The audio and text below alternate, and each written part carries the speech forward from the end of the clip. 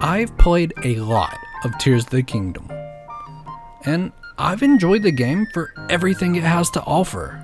So, today, I want to go over what I hope to see when this game comes to the Switch 2. Now, let's start off by saying I love the game how it is, but I do know of some improvements that would make the gameplay experience even better. For starters, the obvious answer is I want a solid frame rate with no lag at all. It'd be great if they use Nvidia's new chip to make the experience a smooth 60 FPS, but this is Nintendo we're talking about, and they don't tend to push their devices, even if it is capable of hitting those marks. But when it comes to gameplay, one thing that I think could be easily implemented is the ability to build different houses on more locations all around the map. And since we'll have stronger hardware and we're putting in requests, another idea I would like is if they would increase the number of blocks we can attach to the houses. However, I have a feeling if this was to be implemented along with 60 FPS, it's gonna cost money and most likely probably wouldn't be included in a free update. Next up is another obvious upgrade. I want the game to look better. Now, don't get me wrong. For this game to be on the current Switch, it looks amazing and is easily the best looking game that the Switch has to offer, in my opinion.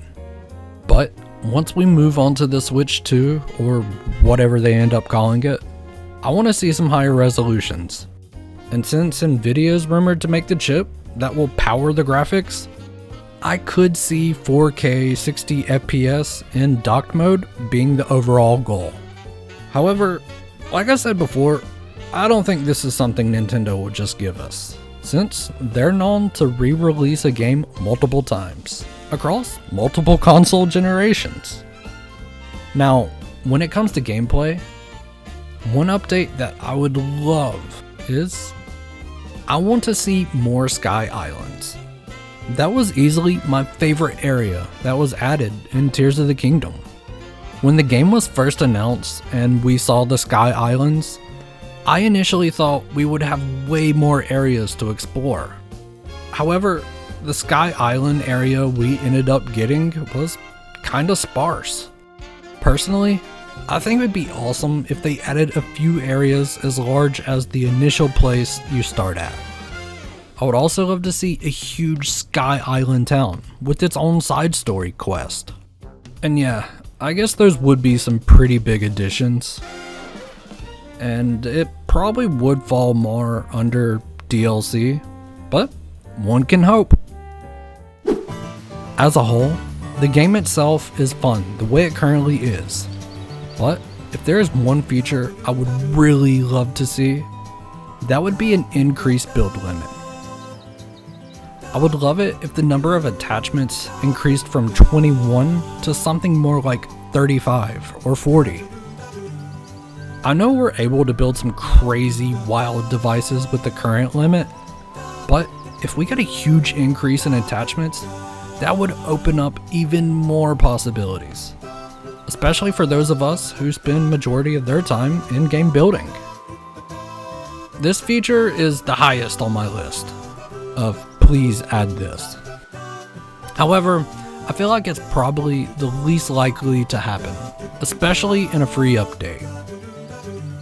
But if it was part of the DLC with the other features I listed above, then I would certainly purchase it in a heartbeat.